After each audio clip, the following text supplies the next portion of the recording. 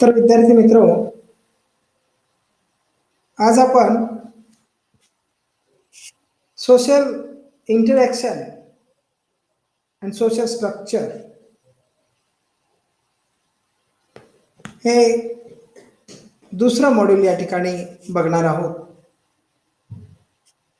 सामाजिक आंतरक्रिया म्हणजे काय? या सामाजिक आंतरक्रियेचा अर्थ आजच्या तासामध्ये आपण जाणून घेणार आहोत. आणि या प्रकरणामध्ये दुसरा जो भाग आहे तो आहे सोशल स्ट्रक्चर, म्हणजे सामाजिक संरचना. सामाजिक आंतरक्रिया आणि समाजाची असणारी सामाजिक संरचना. ही समाजाची सामाजिक संरचना कशा पद्धतीने निर्माण होते, हा भाग आज आपण या ठिकाणी बघणार आहोत. तर बघा, सामाजिक आंतरक्रिया आणि सामाजिक संघटन, ज्याला आपण सोशल इंटरॅक्शन आणि सोशल स्ट्रक्चर असं म्हणतो, या सामाजिक आंतरक्रियेमध्ये सामाजिक आंतरक्रियेचा अर्थ आणि सामाजिक आंतरक्रियेचे स्तर किंवा प्रकार हा भाग यामध्ये आपण बघणार आहोत. सामाजिक आंतरक्रिया कशाला म्हणायचं? कोणतीही व्यक्ती स्वतंत्रपणे एकटी राहू शकत नाही. एकटी व्यक्ती समाजामध्ये संपूर्ण आयुष्य आपलं जगू शकत नाही. समाजाशिवाय आपण आपलं आयुष्य जगू शकत नाही. म्हणजे जन्मल्यापासून ते आपण जे काही 50, 60, 70, 100 वर्षाचं आयुष्य जगणार आहोत, हा जो एकूण आपला जीवनाचा कालखंड आहे, तो कालखंड आपण एकटा राहू शकत नाही किंवा एकट्याने तेवढा कालखंड आपण जगू शकत नाही. व्यक्तीला कोणत्या तरी सामाजिक समूहाचा अथवा सामाजिक संस्थेचा सभासद असणे गरजेचे असते. म्हणजे ज्या वेळेला आपण जन्म घेतला त्याच वेळेला आपण कुटुंब संस्थेचा सभासद होतो. त्या कुटुंबामध्ये एक नव्या सदस्याची नोंद घेतली जाते आणि त्या कुटुंबाचं सभासदत्व आपल्याला मिळतं. जन्म घेतल्याबरोबर कुटुंब संस्थेचा सभासद आपण होतो. व्यक्तीला समूहातील अथवा सामाजिक संस्थेतील इतर सभासदांबरोबर आंतरक्रिया कराव्या लागतात. हे व्यक्तीला समूहामधील किंवा सामाजिक संस्थांमधील जे आपले सहकारी, जे इतर व्यक्ती आहेत, त्यांच्याबरोबर आंतरक्रिया कराव्या लागतात. म्हणजे आपले विचार, आपल्या भावना ज्या वेळेला आपण दुसऱ्या व्यक्तीपर्यंत पोहोचवण्याचा प्रयत्न करतो, त्यावेळेला समाजामध्ये आपण आंतरक्रिया करत असतो.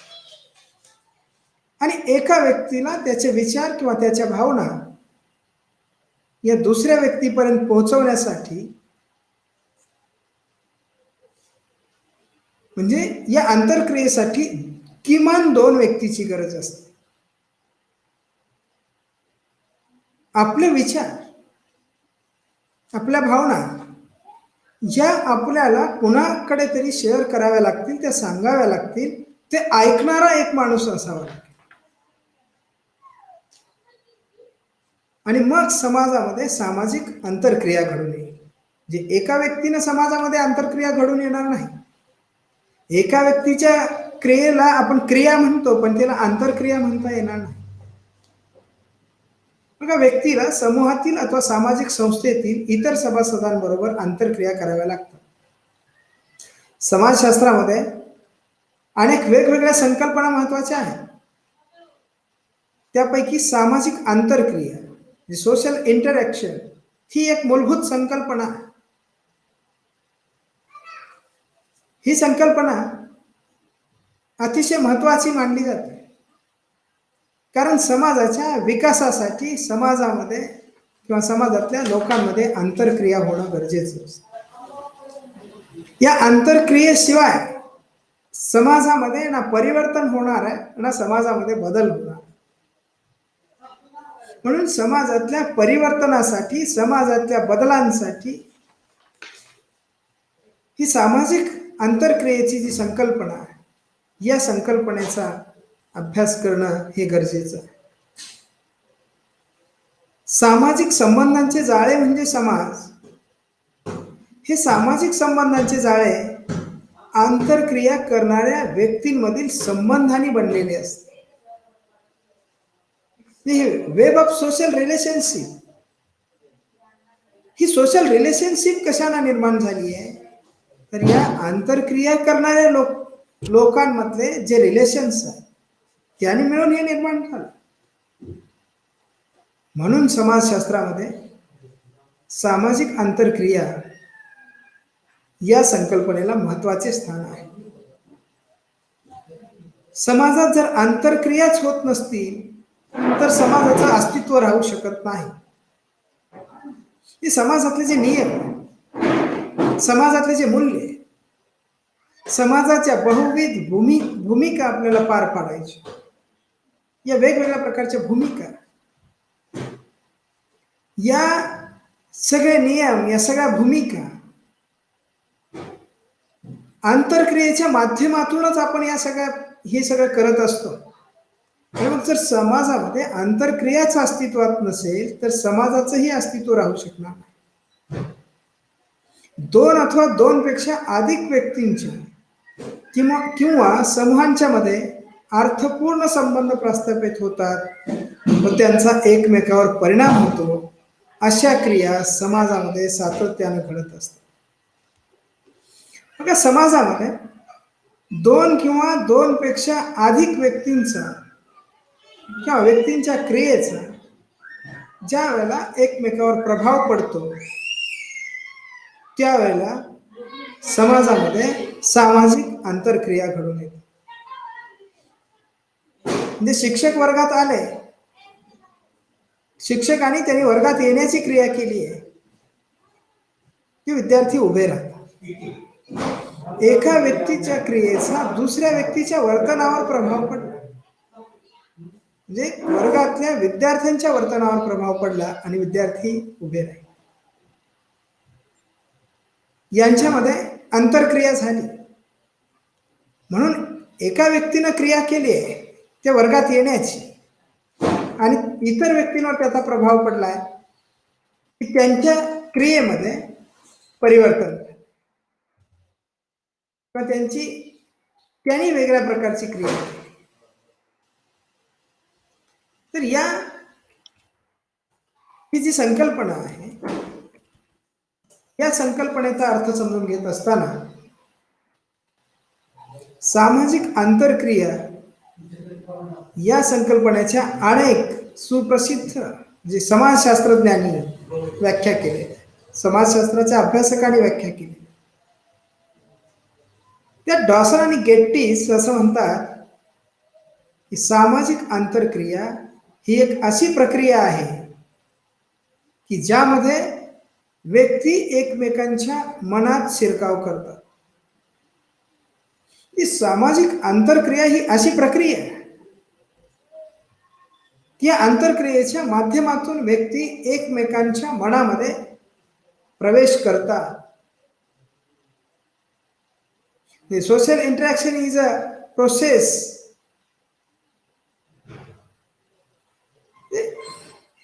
ही प्रक्रिया आहे. या प्रक्रियेच्या माध्यमातून लोक एकमेकांच्या भावना जाणून घेतात, लोक एकमेकांची मतं जाणून घेतात, आपले विचार दुसऱ्यापर्यंत पोहोचवण्यासाठी या संकल्पनेचा वापर समाजामध्ये व्यक्ती करतात. आणि टिस्लेर, व्हायटन आणि हंटर असं म्हणतात की जेव्हा एका व्यक्तीच्या क्रियेचा अथवा वर्तनाचा किमान दुसऱ्या एखाद्या व्यक्तीच्या क्रियेवर अथवा वर्तनावर प्रभाव पडतो तेव्हा समाजामध्ये आंतरक्रिया घडून येते. बघा, हे म्हणतात की जेव्हा एका व्यक्तीच्या क्रियेचा किंवा वर्तनाचा जेव्हा दुसऱ्या व्यक्तीच्या क्रियेवर किंवा वर्तनावर प्रभाव पडतो आणि त्यांची क्रिया किंवा त्यांचं वर्तन हे प्रभावित होतं, त्यावेळेला समाजामध्ये सामाजिक आंतरक्रिया घडून येते. म्हणजे समाजामध्ये जीवन जगत असताना आपण असंख्य क्रिया करतो. या क्रियांचा प्रभाव ज्या वेळेला समोरच्या व्यक्तीच्या वर्तनावर पडतो किंवा त्या क्रियेचा अर्थ ज्या वेळेला समोरच्या व्यक्तीला कळतो, दुसऱ्या व्यक्तीला कळतो, त्यावेळेला समाजामध्ये सामाजिक आंतरक्रिया घडून येते. उदाहरणार्थ आपण एकमेकाशी बोलतोय आणि एक व्यक्ती बोलला की त्याची प्रतिक्रिया म्हणून समोरची व्यक्ती बोलते. म्हणजे पहिल्या व्यक्तीच्या क्रियेचा जो प्रभाव आहे तो दुसऱ्या व्यक्तीच्या वर्तनावर झालेला असतो आणि दुसऱ्या व्यक्तीनं त्याला प्रतिक्रिया दिलेली असते. आणि ही क्रिया आणि प्रतिक्रियांच्या माध्यमातून समाजामध्ये ही सामाजिक आंतरक्रिया माणसांमध्ये रिलेशनशिप निर्माण करते, माणसांमध्ये वेगवेगळ्या प्रकारचे संबंध निर्माण करते. बघा, सेपार्ट, ओडोम आणि ब्रुटन असं म्हणतात, जेव्हा दोन किंवा अधिक व्यक्ती परस्परांचे वर्तन प्रभावित करतात तेव्हा सामाजिक आंतरक्रिया अस्तित्वात येतात. जेव्हा दोन किंवा दोनपेक्षा अधिक व्यक्ती परस्परांचं वर्तन प्रभावित करतात, म्हणजे एकमेकांचं वर्तन प्रभावित करतात, त्यावेळेला समाजामध्ये सामाजिक आंतरक्रिया घडून येते. उदाहरणार्थ खेळाच्या मैदानावरील खेळाडूंचा संघ, या खेळाडूंच्या संघामध्ये एका खेळाडूच्या क्रियेने दुसऱ्या खेळाडूच्या वर्तनावर त्याचा प्रभाव पडतो, त्यावेळेला सामाजिक आंतरक्रिया अस्तित्वात आलेली असते. जॉन शेपर्ड यांच्या मते सामाजिक आंतरक्रिया अशा वेळी घडते की जेव्हा लोक परस्परांचे वर्तन प्रभावित करतात अथवा परस्परांच्या वर्तनाने प्रभावित होतात.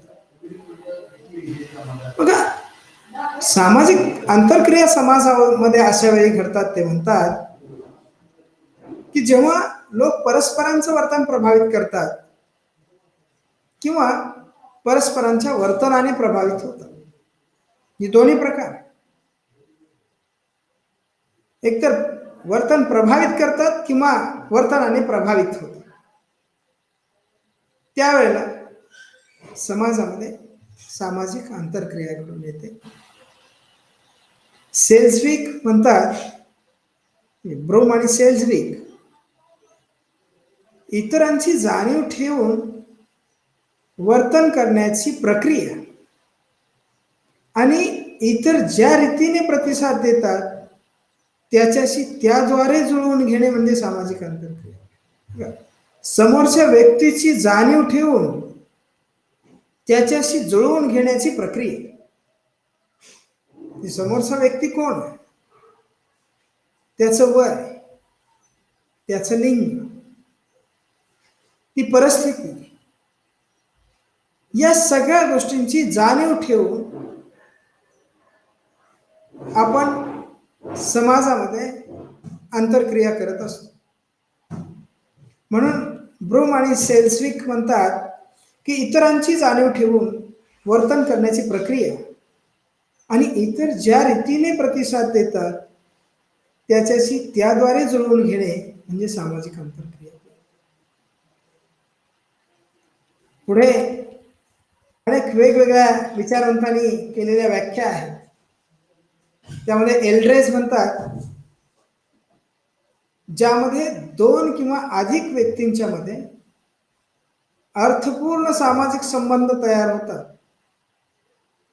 आणि त्याचा परिणाम म्हणून त्या दोन किंवा अधिक व्यक्तींचे वर्तन थोड्याफार प्रमाणात का असेना बदलतात अशा सर्वसामान्य प्रक्रियेला सामाजिक आंतरक्रिया असे म्हणतात. म्हणजे ज्यामध्ये दोन किंवा अधिक व्यक्तींचे जे अर्थपूर्ण सामाजिक संबंध आहे,